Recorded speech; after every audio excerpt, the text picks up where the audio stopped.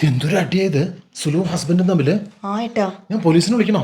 പോലീസിനൊന്നും വിളിക്കണ്ട. എന്താ അറിയോ, ആ അവള് കുറച്ച് സാധനം മേടിച്ചു അവൻ്റെ അടുത്ത് പറയാണ്ടേ, അതാണ് ഉണ്ടായിട്ടുള്ളത്. അതിനാണ് ഈ കാട്ടിക്കൂട്ടുന്നത്. അവള് കരഞ്ഞിട്ട് എന്നെ ഫോൺ ചെയ്തു അറിയോ. പാവം സുലു.